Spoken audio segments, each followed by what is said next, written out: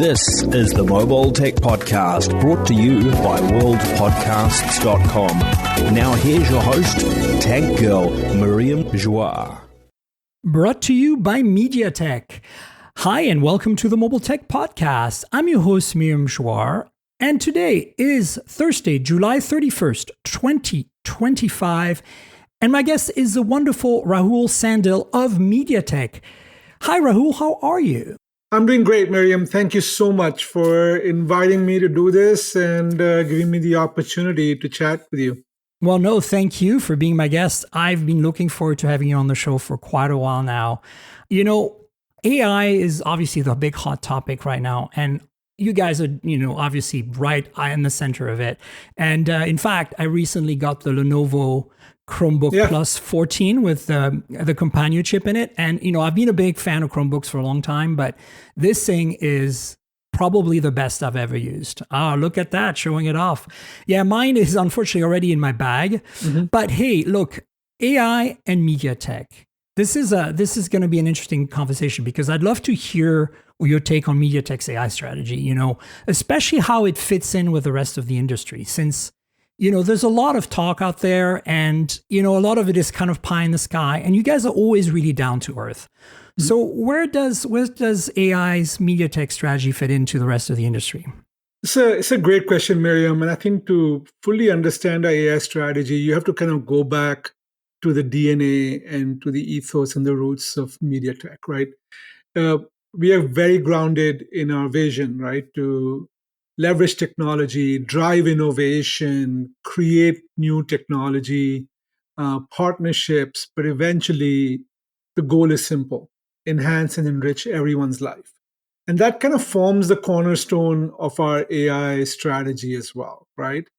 And if you kind of look back at our history, right, 26 years powering all these devices, from the very first kind of DVD players to optical drives, and now all the way to cars and data centers. It is grounded in that vision. So if I really had to summarize kind of three core aspects of our AI strategy, number one, accessibility. Right? Okay. It is kind of cornerstone of what MediaTek does. Number two, you have to kind of tackle issues around privacy and bias and as part of that accessibility, right? That's second. Right. And then third is democratizing that accessibility through scalability. Get out there in the most number of devices, so to enhance people's lives, to enrich people's lives. So that really is the core three-pillar framework for how we look at AI. So you said the second pillar is privacy and security essentially rolled in together. Yes. And it kind of ties in with accessibility. I think those are really, really good points, because a lot of the industry doesn't seem to be caring about some of these aspects as much as they should, in my opinion. Yep. So, of course, you work with partners, right? So, obviously the phone manufacturers use your chipsets, the TV manufacturers use your chipsets. You're the number one chipset in all the smart speakers out there, which obviously are full of AI. How do you work with your partners to get them to be on board with these things? Because obviously, they have their own agendas on AI. Like, how does that work? Yeah, I don't think the agendas are that divergent. I think one, we've got all, like I said, that history of working with partners. Like, collaboration is a really core part of our DNA, right? When I was joining MediaTek, it's been 7 months now, a little bit over 7 months, and someone told me, one of my mentors told me, "Oh my God, it's such a great company. It's one of the friendliest companies you can work for." Agreed. And that is such a core part of who we are, right? So I think we have an open, trusting, and a very direct relationship with the entire ecosystem of partners. We are able to sit down and understand their vision and understand what goals they have for their technology, their products. And then we are able to integrate into those goals while kind of holding our own leadership, whether it's on SoC development, it's on R&D, or it's on package designs. And that kind of really works well. There's a lot of proof points for that, right? Recently, at Computex, we had Jensen on stage, and we talked about DGX Spark, the AI supercomputer for which we co-engineered the GB10 chip with NVIDIA, right? Very exciting product, by the way. Yes, a great product, right? And then we've also announced our NVLink Fusion partnership, where we are one of the early platform integrators who are going to be enabling NVLink for custom ASIC solutions, or whether it's the partnerships we've developed with our device OEMs, whether it is some of the leading brands in the world, whether it's Sony or Oppo or Vivo or Fire TV devices, right? We are we are well. I want to be careful when I say this. So we are kind of everywhere, but in a nice way. And I love we it. are, we are powering. This is a perfect, I feel like it's almost like a tagline for your company. We're everywhere, but we're in the nice way. Yes, yeah, and we are, but again, it goes back to that ethos that Right. every person in MediaTek truly believes that we have an opportunity. We've been given this responsibility to enhance and enrich everyone's life, and that's what we're kind of driving to. Fantastic. So what you're saying basically is, because of your ethics, because of your approach to AI, your customers are really coming to you because they have the same mindset in the first place, in right. many ways, right? Mm-hmm. Which I think is really a great thing, because I agree when you said, I think all of us in the media have a strong connection with MediaTek simply because, you are one of the friendliest companies out there when it comes to semiconductors. Yep. And there is something to be said about the people who run a business, right? And I think that this is an area where traditionally MediaTek has been really, really strong in building relationships with people. Yep.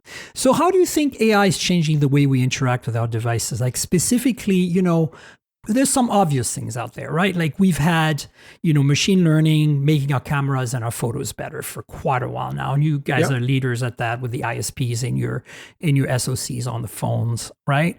And tablets, of course. But there are some less tangible things. And now with generative AI, things are a little more blurry, right? Like people are still not quite clear, what does that mean to have AI on a device?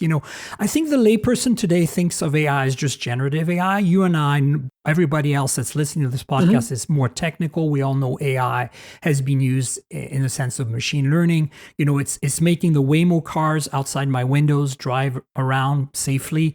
That's machine learning. That is not empirical, generative. Some of the decisions are starting to be made using generative AI. Yeah.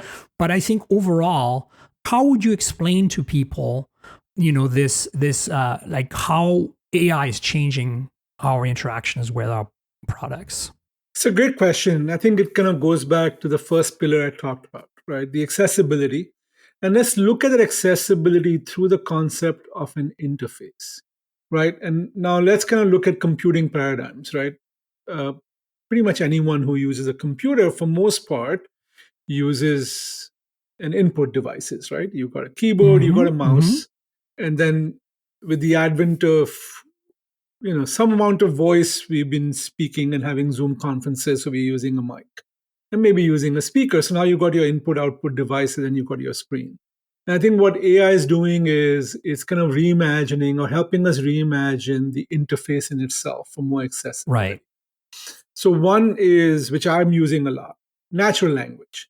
Yeah, and that's a big one. Honestly, I think we've kind of nailed that one right now, pretty much. Yep. I think it's getting pretty good. The reasoning part is hard, right? Like we still don't have that nailed, but I find that I can have conversations with my assistants now, especially Gemini Live, which is what I use, where I'm like, wow, it's really able to follow what I'm saying without any issues. Yeah, I think it's pretty phenomenal, but I do feel there's still a lot of room for improvement. For example, in my home, I've got 2 teenagers, 3 dogs, my 3 dogs, Chewie, Solo, and Luke. We're a Star Wars family. We need to have them on the show next time. Just make an appearance, okay? And I think I'm having great conversation with AI, but I think the AI is not able to fully distinguish between ambient sound and my voice. So I find it cutting in and out, right? So tons of room for improvement. But I think that's where MediaTek comes in as well, right? We have this technology platform called the NeuroPilot SDK, right? It's compatible with Android neural networks. It's compatible with TensorFlow, with all kinds of different other platforms. And what we're doing is we're bringing the power of MediaTek's NPU performance, right, to these devices. So what happens is, like I talked about this example of distinguishing between my voice and ambient sound or the barking of a dog or Right. some noise in the kitchen is you need more performance on the device where the AI is going, oh, wait, I can distinguish between these two sounds and I don't need to stop speaking just because I heard an ambient sound. So like that, where our NPUs are coming in. So interface. So voice is definitely one. Which I'm very excited about is vision, Oh, yeah. right? Super excited about that because that again really is a paradigm shift for accessibility. If I'm able to point my device or my camera at various other objects and have AI even kind of walk me through my surroundings. Yeah, for right? people who are vision impaired, like Yes. Gemini Live is what I've used for that, and it's uncanny how good it is. Like 90% of the things in my house, I figured out. Yeah, and like I'm teaching myself now how to speak a very basic Mandarin, right? And I'm using kind of that point, look at text and be extremely seamless without making errors in kind of the interface with the computer, so I can kind of read, speak, and write using AI in different languages. So again, that NPU performance is very critical. So I think just to recap, right? We've had the traditional interfaces, but these new interfaces with natural language processing, image recognition, these are going to be kind of game changers for AI. And for everyone out there, think of AI as your assistant. And we've heard this word pretty commonly used in technology over the last 10 years.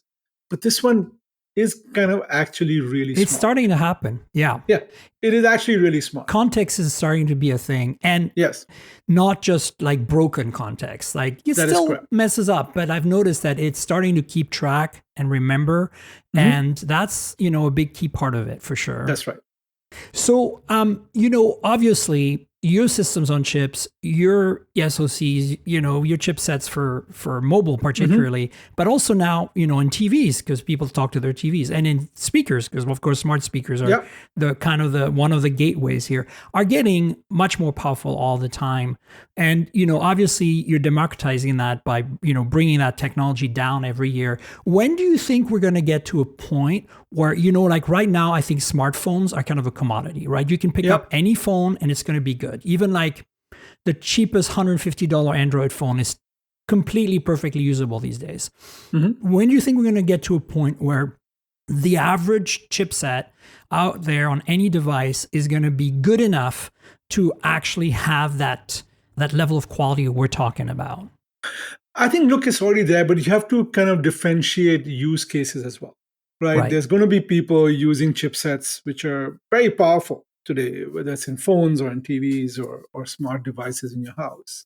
But then you also have users who are going to need a supercomputer on every desk, which we've done with. And that's kind of where I was going, right? I think that there's an era coming of the AI supercomputer that's kind of like the personal AI supercomputer. And like, how do we get there? And when we do, does that create two classes of devices out there? Some that don't have that power to do that and some that do. And how do you make it, again, more accessible? Yeah, I think it kind of goes down to the core of our strategy, right? And what I kind of, at least personally for me, I like to kind of phrase it as the 3 A's, right? You got to balance the accessibility, affordability, and availability, right? And you have to address a pretty wide audience, from the pro users to the coders out there, or the ones who are actually building AI models, right? Even doing a bunch of inference or training on large sets of models. So I think MediaTek is in a very unique position. We've obviously have leadership in smartphones. We've been leading for last 18 quarters, I believe is the data point. We are leaders on smart devices, whether it's your smart speakers and smart TVs. We are now leading. We've been leading on Chromebooks. We've been leading on personal computing, and now we are entering into smart supercomputers with the DGX Spark. We are into cars now. So cars is a whole new paradigm around AI because your car has to be safe, get you to where you need to get to while giving you all these options for whether it's self-driving or smart infotainment, and doing it at minus 20 degrees in ice cold weather, and doing it in 130 degrees in the middle of, I grew up in New Delhi summer, right? Right. And so we are in a very unique position that we are kind of leading across all these different technology sets. And I'm super excited that we are now into data center ASIC and building custom ASIC Yeah, absolutely. as well. So it's very unique position. I think a lot of people, not you, not MediaTek, not me either, but I think a lot of people underestimate the car as a platform simply because it's so controlled. You know, and I've said this before, you know, when audio took off, it was some of the best innovations we've had in audio and DSP and stuff came from the car world because it was a controlled environment. So you could create a sound system that was superior to anything you could do short of a custom, you know, $1 million studio. And that's right. I think the AI assistant is going to evolve faster because of people using it in the car than any other platform, even mobile. I think that because you're driving and it's really imperative you can talk to your car and ask it to do something for you and it cannot screw up. Right? Yeah. Whereas on your phone, you can repeat yourself. You can have it make a mistake. You can look at the screen to confirm. You cannot do that when you're driving. So I think these assistants that are, you know, generative AI, so they're today problematic, are going to be highly driven by what we as technologists manage to work out in the car. And so being part of the car is super important. But of course, you know, data centers as well, mobile devices, you know, wearables is a big part too. AI is becoming very critical in analyzing, you know, our sensor data, our biometric data, so that you know when you sleep and how well, and make recommendations around it. So I'm really excited with all that. Do you have any parting thoughts before we wrap up? Yeah, I'm super excited as well, right? And you know, with cars not only being passive, right? Cars are being two-way. They're analyzing everything around you and processing it and learning from that. I think the few things I'm super excited about, and I'll leave with a parting thought as well, is I'm excited about health, right? And what this technology, especially AI, and if you make it affordable and accessible for all, which is kind of the cornerstone of what we do, what that could do for health outcomes, right? I'm using smart rings, I'm using smart sensors at home. Same. Super awesome. Yep, I got two. I'm trying out a new one. Nice. And a watch too.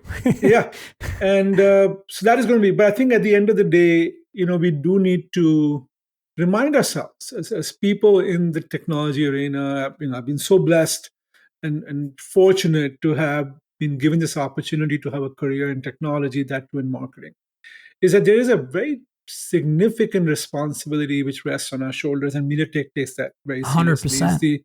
The ethical dimensions, privacy, people's personal data. If people are trusting us to share more data with us, and they're sharing more data around their health, where they go, how they drive, you know, what their kids are doing, what people are eating, there's so much data out there. And I think making sure that, you know, we are taking that seriously, taking that personal data storage. That is why, you know, I'm really excited about more on-device AI, where data is not just flying out there in the cloud, God knows where. Knowledge of it. And obviously, as we are kind of building now ASIC for data center, we are bringing some of those kind of concepts of privacy on device to privacy in the cloud as well. So that we have a real role, but I think more of an appeal to anybody who's kind of in AI, who's fascinated or is using it like I am. And, you know, we have a tremendous responsibility, and let's use that power, really going back to MediaTek's vision, to really enhance and enrich everyone's life. And that really becomes core. I think that's great. You know, I'm hoping more tech companies listen to this podcast, like, you know, execs, and go like, oh, maybe we need to focus more on these things. So listen, Rahul, we could talk about this forever, but I need to have you back on the show, and we can pick one of those topics and talk about it. You know, I cover automotive a lot. Health is a big important part as well. Mobile has been my bread and butter for years. So let's have you back on to chat about some of that stuff. And thanks so much for your time today. Really appreciate you having you on the show. Thanks so much, Miriam. And, you know, thanks to you and your team, and for having me here. And I look forward to more interactions, and see you around somewhere soon in one of the conferences coming up. Fantastic. We'll see you then. Bye-bye. And folks, we're back with the awesome Jason Howell. Oh my God. Jason, are you okay? I'm all right. I'm just really excited. No, it's great to be here. Thank you for the invite, Miriam. It's a lot of fun to do this podcast with you. Like, that's fantastic. You got me at the end of the day. I'm now like at the end of my ropes. I've got dinner on the other side of this podcast. This is the frazzle point that most people don't see. Oh, okay. So that's what happens. You never record at this time then? Well, actually, I do. Android Faithful records at 5 p.m. every Tuesday. But let me tell you, at the end of Tuesday, I am ragged. So, yeah, I bet. And so don't forget, folks, to listen to Android Faithful, one of the best podcasts on mobile out there. Oh, shucks. Thank you. Come on. I'm slightly biased because I used to, host the previous incarnation of it. But no, you guys do great work. Speaking of which, you guys talked about the Z Fold 7 this week. So I feel like we should both kind of cover these. And like I've mentioned them many times on the show, I did a first impressions, but I want to kind of tip my toes into the review process here on the Z Fold and the Z Flip. And then, we got a very few little news items to cover, and we can dive into some leaks that are upcoming products. So what are your thoughts on the Z Fold 7, Jason? Well, let me just preface by saying I haven't done a full review personally of the Z Fold 7. We did do like a collective review last night on Android Faithful, because pretty much the entire cast that was there has one in their possession, except for me. I don't have one in my possession. But Florence Ion, co-host on the show, was going camping and passing through where I live in Petaluma, and she's like, I've got the Z Fold. I don't want to take it camping. I'm going to destroy it while I'm camping. Can I leave it with you for 72 hours? So I got like 3 days with the Z Fold. And I think my big takeaway, no surprise, because it seems like everybody has kind of the same opinion on this, is wow, this foldable feels like a normal phone when it's folded now. It's kind of amazing, isn't it? Yeah. It's really impressive. Like, I'm so used to the foldable and the pocket feeling like this big chunky brick, and this thing didn't feel like that. Like, when I put it side by side with the Pixel 9a, they are the same thickness when the Fold 7 is folded. And so, if you think a Pixel 9a in your pocket feels just like a candy bar phone, so will this. And I think that's really impressive. Samsung's iterated very well. It also has a very satisfying, chunky sound. Now, okay, so I got to add, that's very satisfying. What do you think of the hinge tightness? Because I kind of found it, like, I want it to be a sturdy hinge, but because it's so narrow, because the edges are so narrow and the hinge is so like good, getting my like fat fingers to actually open the phone sometimes was really hard. I had a couple of almost drops because I got too confident, and I was like, zoop. Yep, no, that is definitely an issue. Let me elaborate a little more. Before I do, though, I want to remind everyone, in case you heard that sound, that I was showing off on video. For those of you who don't know, there's a video version of this podcast. You can get it on Patreon. So every week, you can subscribe and get it on Patreon. You get it in advance, a day in advance. So if you want to see me handling this phone on video, subscribe to the Patreon, patreon.com/TNKGRL. I agree with you on the hinge. So I like the resistance overall. I think the hinge overall Samsung has really perfected the hinge. Like, you know that obviously what makes me a little different than most, at least the Western tech journalists, is that I have all the Chinese folding phones. I have them all. You've seen ultra thin I've before. used them. I've reviewed them. Yes. So I'm coming from about 4 months now of using the Oppo Find N5, which is exactly the same form factor, same thickness, same size, same, but has bigger battery, has better camera. So I'm kind of coming into it being very judgy, right? Because I'm like, I know what China can deliver. And so this, I still have to say, Samsung definitely, this is what, Gen 7, year 6, whatever, of their folding phones, they still make the best hinges. Now, don't get me wrong, the competition is very, very close, but there's something really tight and maybe a little too tight about this hinge. Like, I think it feels like indestructible. And by the way, I want to add this. You should all check out Jerry Rig Everything, the YouTube channel, because Zach over there did a bendy and, generally a very destructive test like he does on all the phones. Like, I think like the stuff he does to these phones, like the sand and all that, it's brutal. Anyway, it's brutal. He tried hard to watch at times. He tried to bend it backwards, right? And he didn't succeed. Like, I couldn't believe he didn't break it. Like, I really thought that, like, I didn't try it, right? So I wasn't about to. So he couldn't break it. Anyway. That's impressive. That like bending it backwards, like, the other way that it's supposed to go when it's fully open. And so what I'm saying is that the hinge, they've perfected the hinge.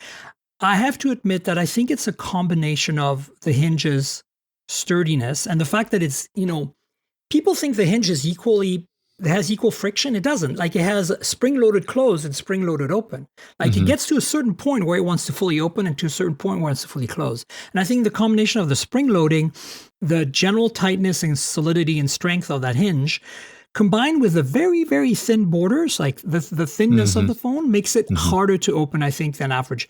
And it's hard for me to tell because on my Oppo, I have a half case. Like the back of my phone is a plastic case, so I get a bit more grip on one side. But I feel that maybe the Oppo is a little easier to open. And the Honor that I had, it's hard to tell. They all are a little challenging. And this is I think, if you're going to drop this phone, like this is how you're going to drop it, by trying to open it and slide it. I had two different moments where like my heart was beating fast because that almost happened. Like what I thought, and I'm curious to hear if maybe this exists on some of the phones that you've checked out, the kind of overseas competition, let's say. But when I was using this phone and trying to, get into it and open it and everything and having problems, like even a slight little notch, like in the center of the edge, right where they connect, like a slight little divot that's perfect for your finger to like fit in there and be able to pry, like something like that would be really nice. Cause then where your fingers go in order to open it. I realize that probably poses some, difficulties and challenges. You bring up a good point. And I think that, like the Edge, the S25 Edge, which, I've extensively reviewed on the show and I think is a really great product, despite the, again, questions on battery life and on cameras, which we're going to get to on the Z Fold as well. I think the Z Fold and the Edge are very similar in their limitations, and the limitations are around battery life and cameras. But that being said, I think, I feel like this is not a phone you want to put in a case, the Z Fold 7, because, or maybe just a half case, like a super thin half case, like what comes in the box with the Oppo, and you can get from Samsung. They have this carbon fiber material, aramid or whatever, that's a half case. I'm talking about half cases here. And I think you could do that. That might give you a bit more grip, but I think you're right that this is something they need to resolve or come up with a solution to. And I think we'll get there eventually. Yeah, I mean, like, I don't want to complain about it because a solid, like, well-designed hinge is so important to a successful foldable. I feel like if you've got a weak or wobbly or anything like that hinge, it impacts the entire kind of your entire perception of that phone. In some ways, hinges on the quality of the hinge. Yeah, absolutely. It's critically important. So I don't want to. Yeah, exactly. I don't want to. Like deny the hinge its awesomeness. It's great. It's just that in combination with the very narrowness of each individual side just doesn't give the fingers much friction to grasp onto when you are opening it. So just be careful. I think what they could do is knurl some of the edge there. Like, like the physical process of making the aluminum have like little bumps on it. It's called knurling. Knurl. I thought you were saying narrow and like come out to like a teardrop or something. No. KNUR knurling. Okay. It's a manufacturing process. You're an audio guy. When you have a volume knob on a device that has that kind of like diamond shaped cutting on it. Like it's a metal thing. That's and called, it's easier to grip. That's called knurling. So if they knurled just like an inch on each side, kind of somewhere in the middle, they wouldn't have to make it thinner or narrower. Like it would that would give you the resistance. Part of the metal frame, and you would be able to grab it better. Or, as you said, an indent. But an indent would require removing some surface area and volume from the product, right? Yeah, 100% understand. Like that would bring with it other kind of limitations. Oh, we're certainly nerding out now. That's what we do around here. So here's the thing. For me, I have to say that even though this is the exact same thickness to the like exact numbers, open and close as the Oppo, I think that it's my favorite industrial design of any foldable I've used, in the sense that I like that squareness of it, because the Chinese equivalents have kind of more like, first of all, they have rounded corners slightly, and they also like Galaxy Edge kind of rounded corners. And then they have like also slightly rounded edges, like on the sides themselves, right? Which the Edge doesn't have, but the Chinese phones have. So you can see it there on the edge, like that basically it's rounded corners, but it's still perfectly flat on the edges, right? Whereas imagine on the Chinese phones, you've played with a Moto Razr, right? You know how the edges are slightly rounded? That's another way they could solve this problem. But then it would take away from this, what I think makes this stand out and make it feel even thinner than the competition that has exactly the same size, because it's such a monolith in your hand. But it's also light comparatively, right? Which I think is really impressive.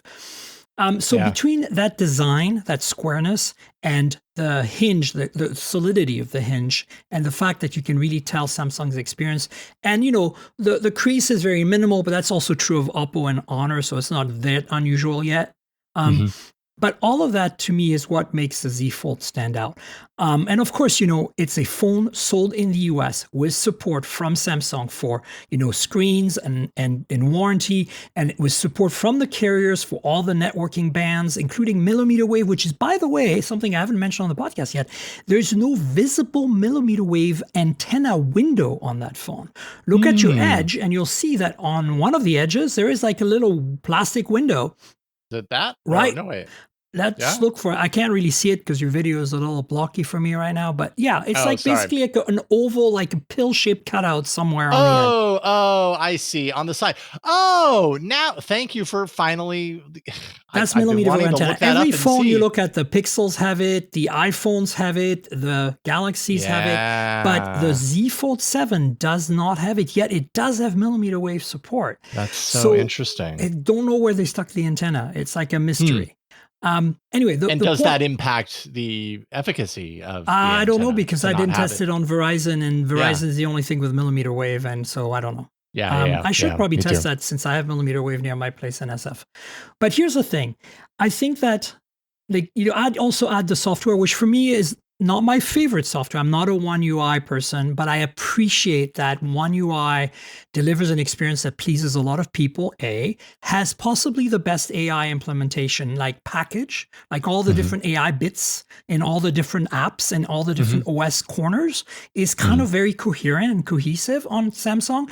Sometimes I feel like possibly more than Google, because Google really just has Gemini doing everything, whereas I think Samsung has, a little better things with their image AI, not the generative stuff, but the deleting objects, moving objects, stuff like that. They seem to do a better job. Same with I feel like the portrait separation of hairs and stuff, Samsung seems to do better than Apple or Google. All I'm trying to say is that all of that makes the Z Fold 7 a kind of hard to resist package, right? Because the drawbacks for me are pretty significant on this phone compared to the competition. And they are mostly around battery life, cameras, and the sustained, if you're gaming, sustained thermal performance of the phone, right? How does it compare price-wise? Because, this is a ridiculous. So the Chinese phones are cheaper, right? They're cheaper by $100 or $200 each. But that's not... That's the global price I'm looking at. So that's the price. You have to understand, and you know this, Chinese phones are generally sold with two ROMs, like a China ROM that has a whole bunch of tie-ins with, some of the services in China. And so the phone is cheaper there because it's subsidized by these services that kind of come pre-installed, kind of think Windows, when they put all this crapware on Windows, and your 300 laptop costs 200 instead now, because you're willing to take all the McAfee you can take, So China ROM, I'm talking about global ROMs. So I'm talking ROMs that have GMS and Google support. Those ROMs that makes the phones a little more expensive at export. And so comparing the export global price of the Oppo Find N5 and the Honor Magic V5 and to the Z Fold 7, I think they're still a little cheaper. But it's hard to compare because we don't have a US amount, right? I can only compare UK pound to UK pound, or euro to euro, or maybe Hong Kong dollar to Hong Kong. You know what I'm saying? Well, and even a couple of $100 difference isn't that much when you're talking about 2,000, 2,100. If it was the Chinese, alternative is $500 or $600. No, it's less, not that much. It would be a big difference, right? But $200 when you're already up to 2,100, not a big. Absolutely, they're marketing these in China as well as super high end flagship, the best we can make, right? So they're not gonna. There are some brands like Techno who makes Yeah. foldable phones that are, more affordable, but that's not where we're going here. Like, so I think it's actually interesting because price is definitely something we should talk about. I personally don't care because here's the way I look at it. And again, you know me, I like to buy my phones unlocked. And so I should be the first one to complain about the full price of this phone. But the reality is 90% of the people, even my listeners who are early adopters, tech savvy, they're all kind of locked into a family plan or some kind of plan, and they're going to buy it subsidized. That's the reality, right? Like, I'm one of the few people that I know who doesn't get all the iPhone review units and goes out and buys some of the iPhones every year and sells them every year and buys them unlocked from Apple full price. Like, and I trade in whatever last year's model if I wasn't able to privately sell it, right? That I don't think is the reality for most people. And in that sense, if you're looking at a monthly payment, this phone, the fact that it's $100 more than last year is not going to make a huge difference. No. But it's the psychological for sure kind of $2,000 for a phone. Yeah, that's a lot of money. It's a lot of money. Now, how do you feel about the lack of S Pen support? You probably already talked about it on your podcast. Doesn't really bother me that much, but I'm not an S Pen user. Like, it's interesting because that's actually one of the things we haven't really discussed too much. Personally, I don't care. I don't use it, but I know that, I'm trying to be, I'm trying to be mindful of other people because I know the people who do use the S Pen really love Very it. Passionate. And if you are a user right now that is coming from a previous Z Fold with S Pen support, this is definitely going to be a deal breaker for you. And I feel you. I get it. Because here's the thing. Again, Oppo Find N5 has active digitizers front and back, same thickness. The pen is optional. You have to buy it from Oppo, but it does have pen support. So, hello, Samsung. What gives, right? Like, so so does Honor with the Magic V5, which is slightly thinner even. So, it's tough. Like, those are, let's get into some of the things that bug me about this one, because I think that the package overall, especially for the West here, especially for North America, is unbeatable. I mean, you finally have that form factor, the 21:9 aspect ratio of the front screen. That's another thing that Samsung was always doing, these remote control sized front screens that really sucked. Now we finally have a phone that, I hate to say this in a way, because I feel like the Z Fold 7 is a phone that I'm using almost more closed than open. Whereas you're not the only one that I've heard say that. Yeah. Like it truly is a phone that you can now use close, because I mean, let's be real. 90% of the time you don't need a really large screen, but that 10% of the time that you do want a large screen, it's nice to be able to have it. That's why the whole package is really appealing here. It truly is a normal feeling phone in your pocket that also happens to open up to a small tablet size. And you're not going to use the tablet 100% of the time, but that's okay when the front screen does everything the way another phone would do it. But when you open it, it's like, all of a sudden you have like I can watch that video really large. Well, it's not just videos. For me, like I've been writing entire reviews on airplanes. If I'm flying economy, unless I have like a sub notebook or something that's like 10 inches screen and it's like cramped keyboard, like just my MacBook Air is not going to fit on a tray table. I got a big belly. True. So for me, I find that I'm typing on this folding phone two-handed, and I'm actually very productive because I can multitask. I can have a tab on the side with like my, I can slide it over and have a look. Oh, what was that number I was looking for? Copy, paste. Like it's not as productive as a full-on tablet or a full-on laptop for sure. But for writing, I'm finding that, now that I've had a few phones, the folding phones that are this form factor book style, that are thin and light and have a standard front screen aspect ratio and a large internal screen, I've been really using them as normal phones most of the time. And then when I really want to okay, let's get real, that's kind of something to be said. Like, I don't like tablets. I don't like carrying them. Like, I'd rather have my MacBook Air or a laptop, like a Chromebook, or even like one of those awesome Snapdragon X laptops, like my Asus A14, which I love, which is way lighter than my MacBook Air. But I'd rather have that than anything else. But then if I don't have that, I will just every time take a folding book style phone with me as my backup. So that's a really great way to put it, though, when you're on plane, because I'm a ridiculously tall person, right? I'm 6'7", almost 6'8". I barely fit on most airplanes, without going into like business class, which I never do. And so fitting a laptop, like I always want to do work on a plane. It's always really uncomfortable. With what you just said there with the foldable, I'm like, oh God. I mean, I need to fly get one of enough those that straps. I've been able to put this to the test. Like when most of my flights inside the US are economy flights. Most of my flights abroad, thankfully, are business class. So then I get to experience like spread out and use my laptop and be comfy and everything. But the point I'm making is that I think this is kind of like the unsung hero part of this story. Like you can get productive on a device that's basically a tablet, but it's not. Some people are going to be like, well, my tablets still have a bigger screen. And then, with some of the cases, you can bring that screen, like, it's like, it does that zigzag thing on the bottom. So the screen is closer. So then if they recline their seat, it works. It's even better. I'm like, yes, it's even better. I agree. But it's a third device you're carrying. For me, I'm never going to not carry my laptop. Okay. That's never going to happen.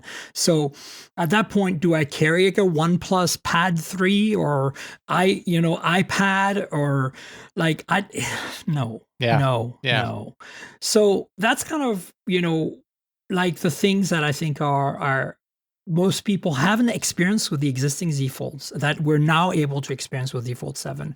In that sense, that form factor change and the fact that it's available in our markets and with an ecosystem and software and support and carriers is huge. So I don't want to, because my criticism is going to be very strong, and I don't want people to feel like they shouldn't go buy a Z Fold 7. The things that bug me about this, big time, battery life, the battery technology, the charging speeds, and the telephoto. The telephoto is a freaking disaster on this phone. I don't know if it's just my device, but I did not play with the telephoto. I did test out the wide angle, because that was kind of the big upgrade. So here's what people have to understand.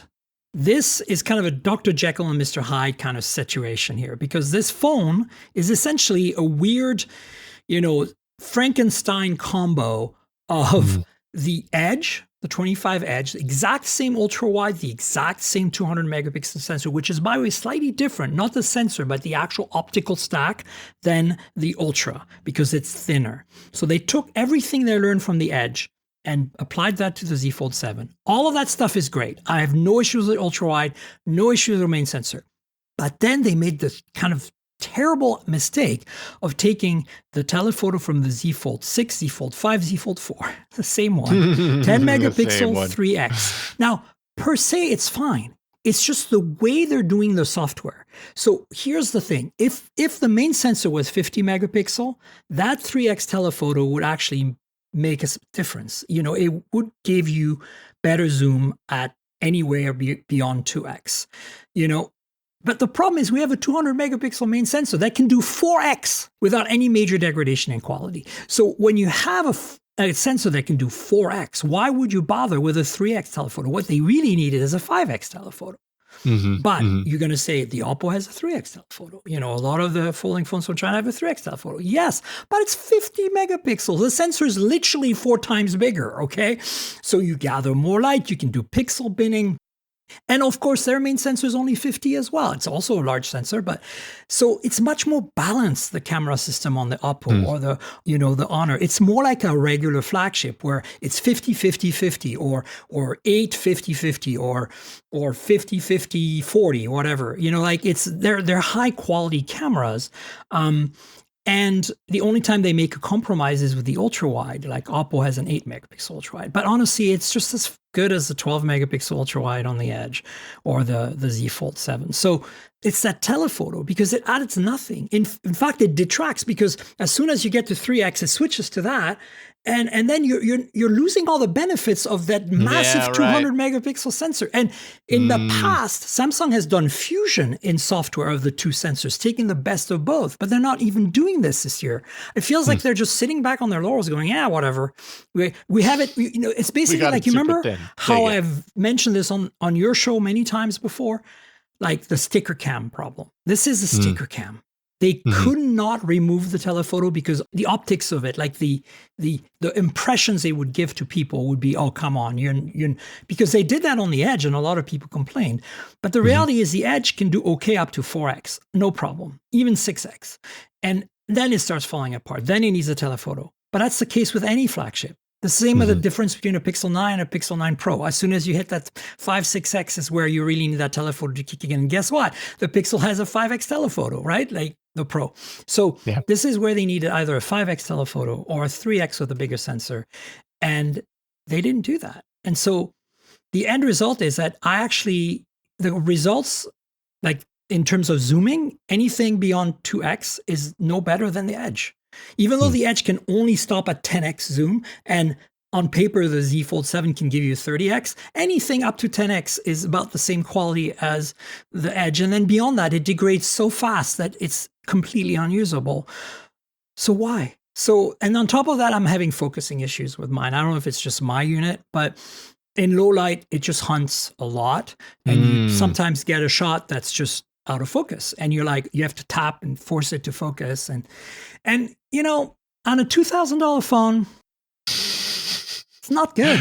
Well, no phone is perfect, I guess. And I think some people are going to say, we don't care, Miriam. You know what? It can do up to 3x telephoto. That's all I really need. And it's true. Right. At 3x, it's fine. At 4x, it's still okay. But the competition is doing so much more. Like, here's the thing. I can zoom in with my Oppo. I can zoom into 20 or 30x and still get totally usable pictures, like no blobby crap, because they use AI to extrapolate what they see, right? Like, that's the other thing. You can turn that off. And even OnePlus, have you played it with OnePlus 13? It does this too. This is an Oppo BBK Group OnePlus Vivo thing. Realme has it as well, where they use AI up to a certain point. I think it's when they get to about 6x on the 3x telephoto or beyond that, they start basically making stuff up with generative AI. They're like, this is a boat. I'm going to draw a boat. Like, and based on what they have. This is a moon. Yeah, well, AI moon. Yeah, like that's AI you know. moon. But the point I'm making is that they do it really well, and you can turn it off if you don't want it. But none of this is happening with Samsung, yet they have the chops to do it. And yeah, for sure they do. I don't get why they went like.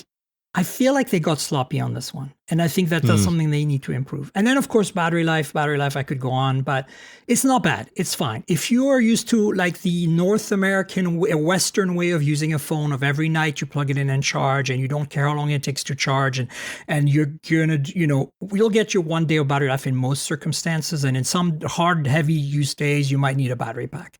But that's the truth on every phone basically sold in the US, because they all have crappy battery life except the OnePlus 13. But all the Chinese phones give you 2 days all the time, every day, all the time. And so is it a normal thing in markets like China where more people just aren't plugging in on a regular basis? Yeah, and when they do, they expect it to charge in 10, 15 minutes because they want 80 watt or 120 watt charging. They go shower and they come back.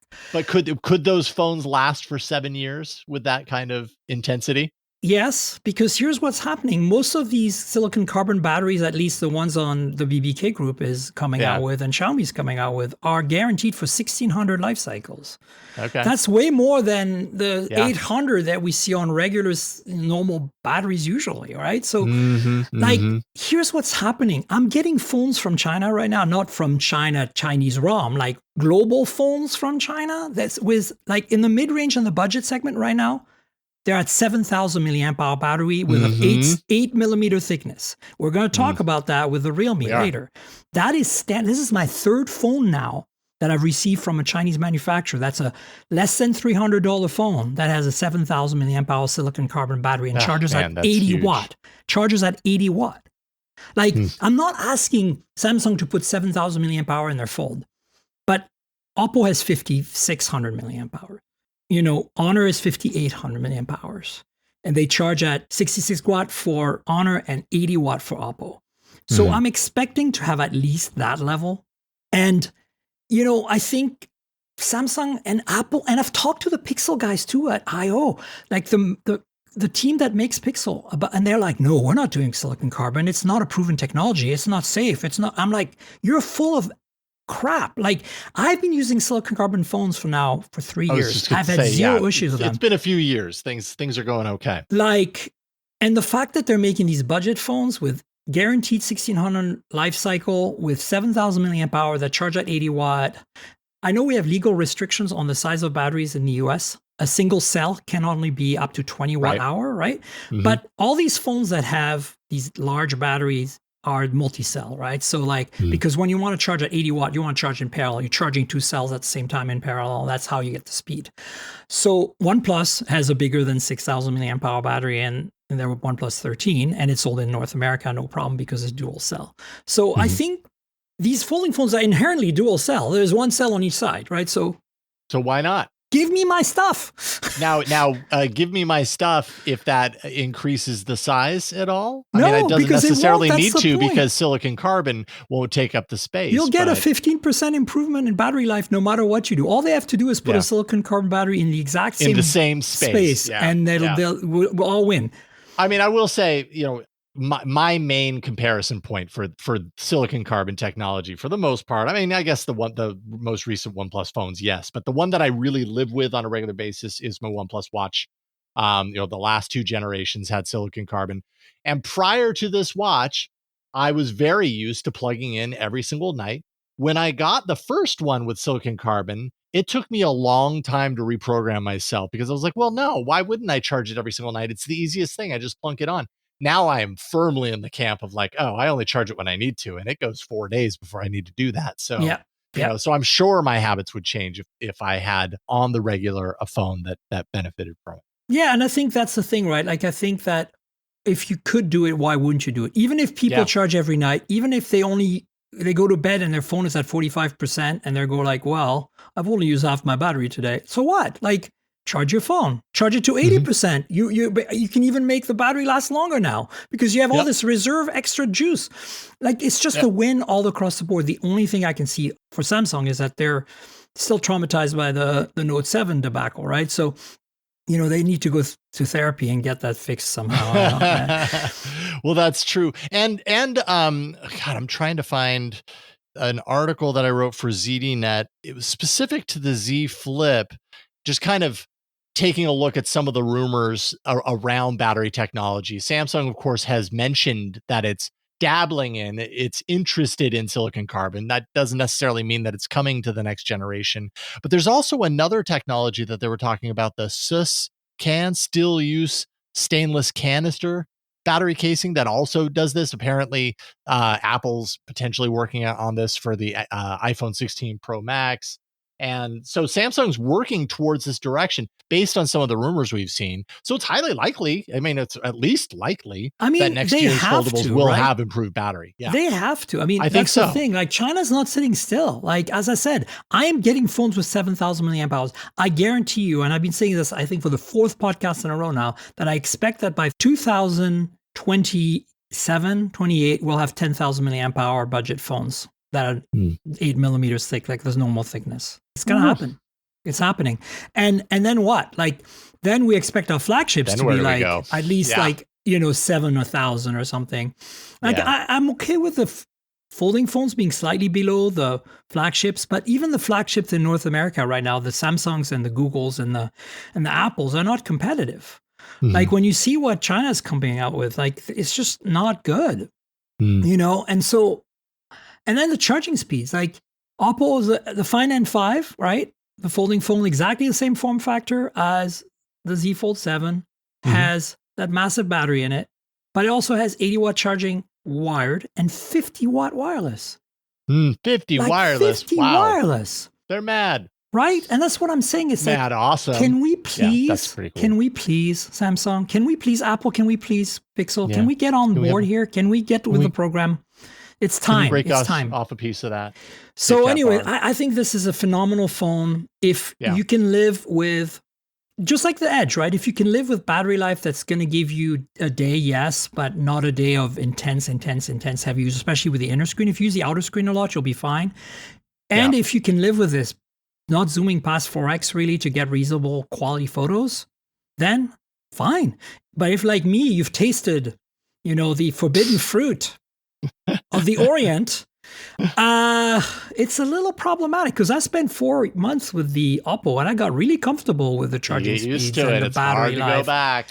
Absolutely. Yeah. And the telephoto is pretty great. So let's see what happens. Do you want to switch gears and talk about the Z Flip a little bit? I mean, we might as well. I've got that here as well. I'm actually, it's part of my plan this evening while I'm watching Brain Dead TV with the family. I'm going to be moving over into this phone coming from, do I even have the phone that I've been using? Oh yeah, the Nothing Phone 3. Oh yeah, great I've phone. got a review of that hitting at probably the end of the week, early next week. I've got a video review of that. And I'll talk about it on Android Faithful. But yes, I'm moving into the Z Flip7, which the fine folks at AT&T sent me for a review. So I'm happy about that. And I haven't really played much around with it. But, design wise, I mean, it's a nice looking phone. I don't get the same kind of like, oh my goodness, this is super thin feel to it necessarily, that you can't help but notice when you've got the Z Fold. Like the first thing you notice is, you're like, oh my God, so thin. And you don't get that with the Z Flip. But it's a solid looking device. The improved cover screen and everything is good. I don't know. I have to do some playing around with it for sure. I'm at the beginning of my adventure, let's say. Sounds good. I'm the same. I mean, I've only had for a week, and also from our fine folks at AT&T, here's my device and all its glory. And mine is the blue one. You got a black one. Interesting. I got the black one. None more black. Here are my apps on the front panel. You have to like jump a few hoops to get that going. Yeah. So, I want to thank AT&T because they've been generously providing this phone. And also, you can actually get this phone from them without getting the most expensive plan, which is cool. And they have pretty crazy trade-ins right now up to $1,100. So check it out. Go to AT&T.com or whatever it is. So far, my take on this is finally caught up with Razer, except for the fact that, it's still not super easy to use those front apps. And I feel like, again, you have to, like, here are my selection of front apps. And I think you have to be a little bit of hunting to get there. And I think that having a phone that is designed, have a cover screen designed for widgets first versus apps first, which is what Moto is doing, is I think there's something to be said there because the average user might not care about running apps in the front. But when or if they do, they'll find that to be a great way to save battery life and to have this really compact handheld form factor. And I don't know, I think that Samsung's underestimating the smartness of their customers here. I feel like we could definitely do this, right? Like I feel like the Razer is doing it better. And so I don't have my Razer Ultra powered up, but I did, in my review of the Razer Ultra, and this is one of the things that I'm very curious to check out, between the Razer Ultra and the Z Flip 7 is just the amazing kind of like palm-sized capability of that cover screen. I spent more time with this phone cradled in my hand like this as I'm walking around than I did, with it open, because once it's open, it's just this tall landscape that's hard to do one-handed. You got to go both hands. And I want to see how that compares to the Z Flip 7 in my review there, by comparison. And again, very satisfying sound. Yes, indeed. And, if you do it right, you can also do the switchblade open. No. I'm always afraid it's going to go, Yes. This is how you drop it. And I have to say, the hinge is still also a little harder to open with because of the thickness here. Here's the thing. We should also cover the news. So I want to just rapid fire through a few thoughts on this phone. Sure. Because I need a bit more time to kind of like, really give you a review. But so far, battery life is fine. It's only 100 milliamp hour less than the Z Fold 7. And the Z Fold 7, I said, I've ran into difficulties with battery life because I'm a heavy user from having all these previous Chinese phones, which have spoiled me. But on a flip phone, I'm pretty happy with the 4,300 milliamp hour that they have. Again, charging speed, 25 watts, a bit of a pain.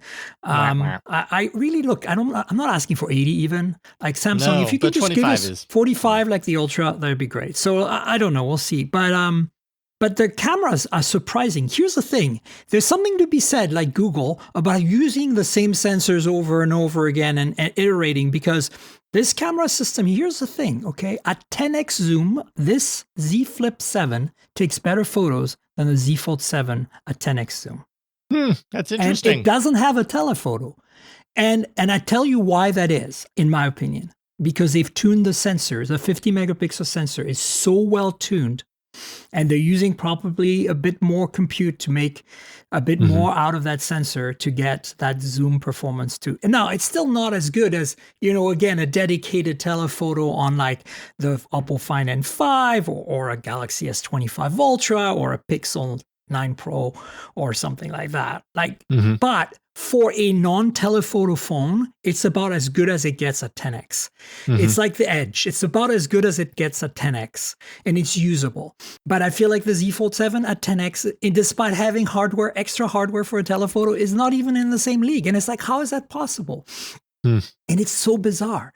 I think that, it might even outdo the Edge, the Z Flip 7 at 10x. It's that good. The camera is really well sorted, and it's really just about software and imaging pipeline more than anything else.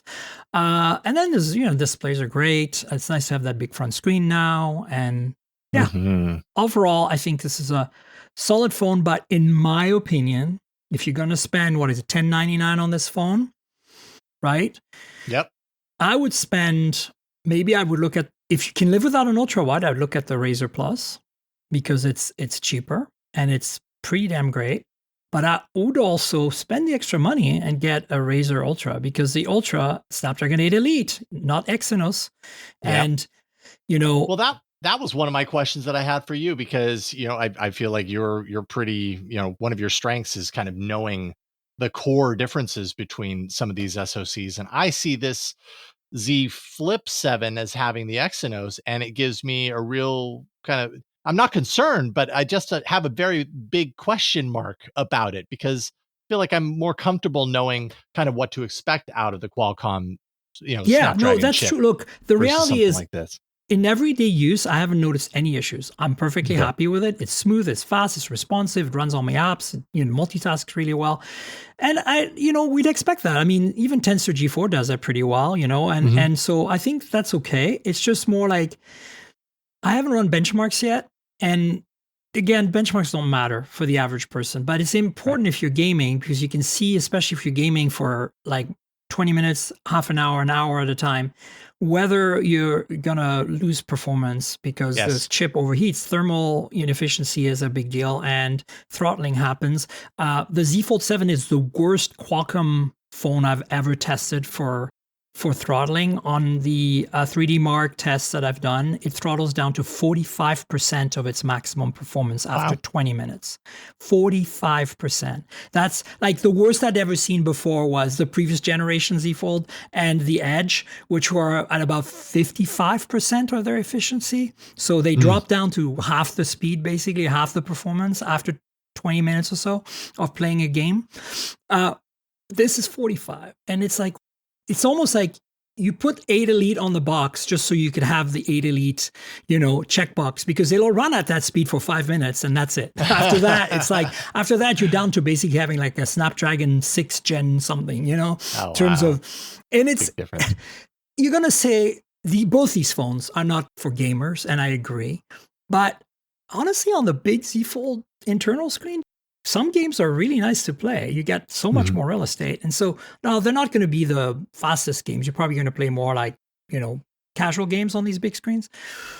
But I still feel like there's something that's, I haven't measured yet on the Z Flip, but on the Z Fold, it's something. And I don't know if we can avoid that. I think that as our chips are getting faster and faster and are trying to be more and more efficient, there's going to be a bigger disparity between what they can do at peak performance and what they can do long term, because you're going to wipe out that battery and completely like burn your hand and destroy the internals if you run it at full tilt, right? Like because things are getting thinner. And so I'm not sure this is a problem per se, but I think it's worth mentioning because my audience and yours is too pretty tech savvy. So if you're playing games a lot, these are not the phones for you. That's my gut feeling. Yeah. I would kind of the average person does not care. To be honest. Yeah. And if you are playing a game right next to your AC unit, you'll probably be okay. No, that's all you have to do is just bring an AC unit. Just bring it next to your AC unit. If you're a hardcore gamer, you'll do that. There are some clippable fans you can buy. Yeah. So maybe do that. I don't know. Like the point is that it's surprising how intense that throttling is. Yeah. Interesting. Yeah. All right. Shall we switch to some news items? Yes, let's got do a few some here, like rapid fire. Rapid fire, yeah. I love that you use that word too. Okay, so we have rumors of an S26 Pro now. So it looks like I don't understand this. no, this is weird. So the current lineup last year, this year, whatever you want to call it, is S25, S25 Plus, and S25 Ultra, and S25 Edge. So what we're hearing now is that they were going to replace the Plus with the Edge. So it's going to be S26, S26 Edge, and S26 Ultra, which makes perfect sense to me, honestly. I think there's a lot of leg with the Edge potentially getting better with adding a telephoto, adding a better battery technology, all that stuff. But in addition, what if we now made another phone called the Pro that replaces the S26? Why would you call that? So then is it also a tiny phone? Because that's the one thing about the S25 and 24 and 23 and 22 that made it so awesome, is that you can get a flagship that's actually relatively compact. Yeah, interesting. I wonder if that means that there won't be that smaller device. You know what it reminded me of? I think I mentioned this on last night's show. It reminded me of like fast food restaurants saying, "Oh, we don't have a small size drink. We only have medium, large, and extra large." Like, well, no, it really is the small. Why are you pretending like it's bigger than it actually is? Yeah, I don't understand the naming change here. So it doesn't make too much sense. I think maybe I'm flagging these rumors as improbable. As much as the S26 Edge replacing the S26 Plus is a thing, this one I'm just like, you think that's going to happen? Yeah. I think, it's too many products for Samsung to deal with. And also I think for the carriers to deal with. And I know they have a lot they can do to the Edge to make it a better phone, especially if they adopt whatever new battery technology, etc. And then, we're definitely going to a world where flagships are getting thinner. The trend in China is as they're bumping the battery life up in capacity because of these silicon carbon batteries, they are also making the phones thinner. Every major flagship that's come from all the phone manufacturers in China is thinner than the predecessor by like a millimeter or something. They're not like edge thin yet, but I think we're heading in that direction. I think that in that sense, I wouldn't be surprised since they have the exact same screen size, to replace the Plus with the Edge. Okay. All right. Right. Make a good point. And then, of course, look, they can charge more. Yeah, of course. Right? Yeah. Of course. Of course. All right. The next one is one that you and I are going to be very excited about because we are both big Pixel fans. Big time. Despite all of its flaws. And this is, again, to point out that all those things I'm talking about on the Z Fold 7 are flaws, but they're not deal breakers because I'm a Pixel user. I know all about flaws, okay? Like I can handle the flaws day to day. So we have pricing on the Pixel 10 series, and thankfully it doesn't look like we're seeing too much inflation considering the Pixel 10 is going to get a telephoto now too. What's your thought? Yeah, no, I mean, not much difference at all. Basically, the 10 starting at $799 for 128, all the way up to $2,149 for a 10 Pro Fold at 1 terabyte of storage. But yeah, pricing doesn't bug me at all. I think the thing I'm really excited about, and I think a lot of people are, is the recent rumor that seems like it's going to happen. It seems like we're probably going to get MagSafe on the Pixel 10 family. I don't know if that's isolated. Do you think it's cases or do you think it's real? Like that's the thing, right? Like I don't care if it's I think real. I think it's real. Okay. That's what I understood from Evan Blass's picture. Did you see the picture that he released? I did. And you're wondering if that was actually a case that we were looking at? I didn't even consider that. Yeah, that's what I'm wondering about. But I could be wrong. Here's the thing, though. I hope not. Just make it real. So Qi2 25 watt was announced by the wireless, consortium this week, and wireless power consortium. And look, 25 watt is what Apple's delivered with their MagSafe for a while now. So it's interesting to me that Apple is basically driving Qi2, right? Like Qi2 they're a part of the consortium, Apple, of course, but they're kind of inheriting, standardizing what Apple's been doing for a while. So Qi2 25 watt, if indeed the Pixel has the magnets built in, I'm going to be, oh my God, yes. I'm going to be flipping. This is it. We need that. And now hopefully Samsung will follow next year because this is, if Apple has done anything really, really well since the iPhone 12. And, I'm not the biggest Apple iPhone fangirl. I'm definitely an Apple Mac fangirl, but like, damn it, MagSafe, I want so bad. And I have been on most of my phone through cases right now because they all have Qi wireless charging. So obviously put the case with magnets and you're good to go. But the case is stupid. Like I use cases on most of my phones, especially the ones that I use on a regular basis. For productivity, because like when you're shooting a car, at an event, you're running around, you're going to drop your phone. Like I don't want to take chances.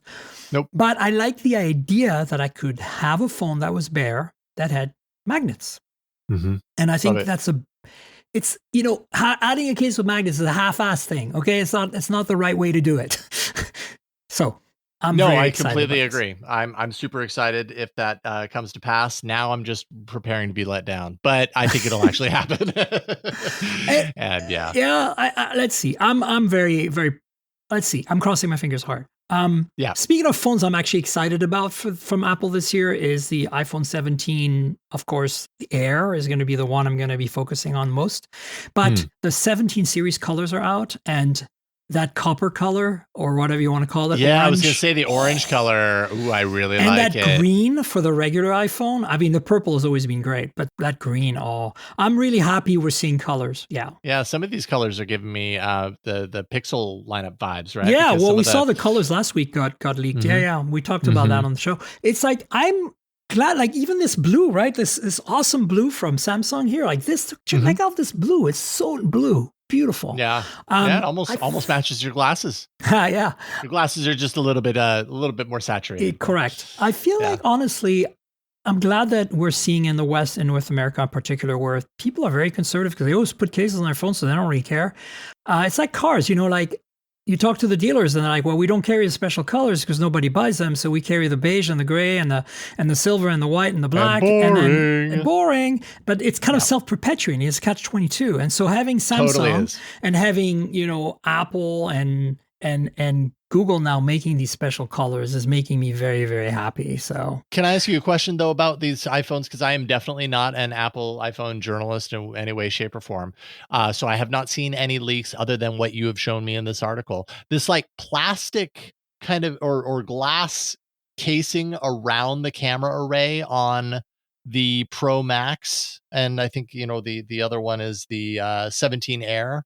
Is that like the actual design, or is that like something that they put on dummy units to protect the lenses? Or I'm not sure. Is the design rumored to be this like glass I'm not bar? Sure. I'm not sure, honestly. I think that it is. Like I feel like that is accurate. Kind of has I'm liquid not quality sure. to it.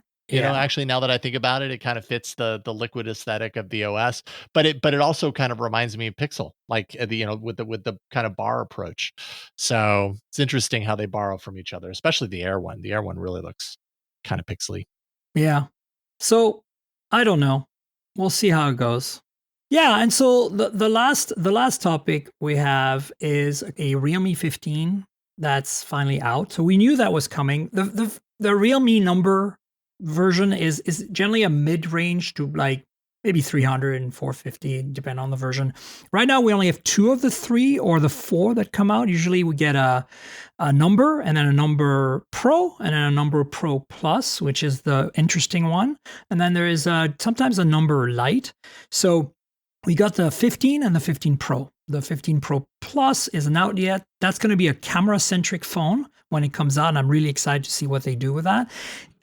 Realme has been doing the Pro Plus as a camera-centric phone for about 4 years, and it's amazing because about $350 to $450 gives you like a proper like 3-camera, full-on like OIS, big megapixels, big lenses, high quality imaging on a phone that costs less money and has like, a lesser a lesser processor and, lesser specs, but not really too much. They all have OLEDs. They always have 120 hertz. They always have like, all the basics, and they're always pretty like, you see the specs here, 7,000 milliamp hour battery, 80-watt charging on both models, right? Like, there you go. Very nice. No wireless charging though, of course, but let's just, get that out of the way.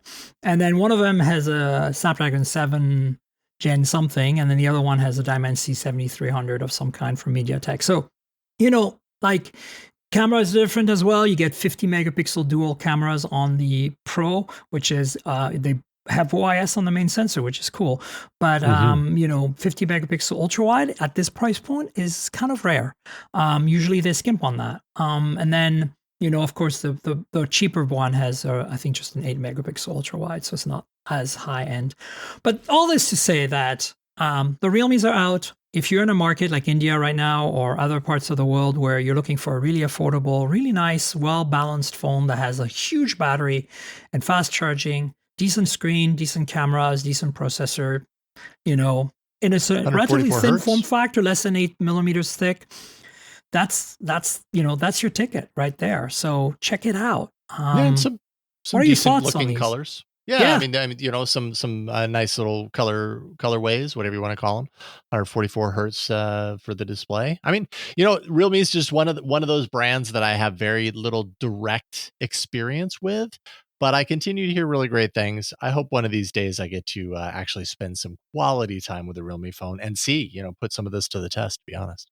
Well, let's make it happen. If you want to borrow one of mine sometime, feel free to do that. We can make that happen. They send me almost everything. So sometimes they send me stuff that I'm like, why did you send me that? I don't think I have time for this one. But I appreciate that they do it. Yeah, we will. Well, listen, we should wrap up, Jason. Do you want to tell people where they can find you and all the different cool stuff you publish? Because now you freelance it right as well. So let us know where we can find you. Yeah, I mean, of course I want to. Well, yes. So I am writing now. I write for ZDNet. Used to work for CNET way, way back in the day. And so it's kind of like, to a certain degree, coming home. So I'm writing about smartphone stuff for ZDNet. So you can look for my byline there.